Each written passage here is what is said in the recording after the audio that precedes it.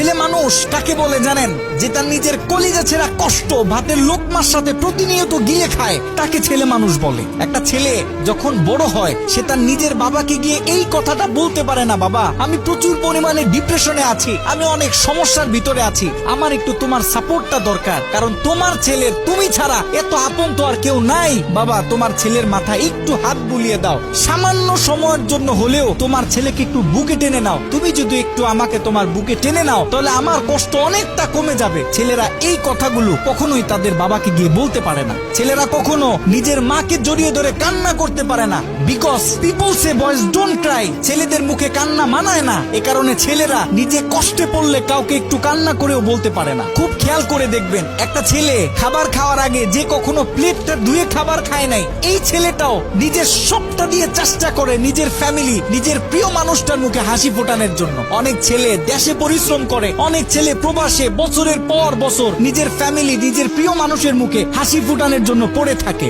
দিন শেষে ছেলেদের মুখে হাসি ফোটানোর মতো কাউকে পাওয়া যায় না। আমি মনে করি boys are the best actor in the world. এই পৃথিবীতে ছেলেরা হচ্ছে সব থেকে বড় অভিনেতা, কারণ ছেলেরা নিজেদের বুকে হাজারো লক্ষ কষ্ট পুঁতে রেখেও মুখে হাসি নিয়ে চলে, কারণ সে জানে আজকে আমি যদি ভেঙে পড়ি তাহলে আমার পুরো ফ্যামিলিটা অস্তিত্বহীন হয়ে যাবে।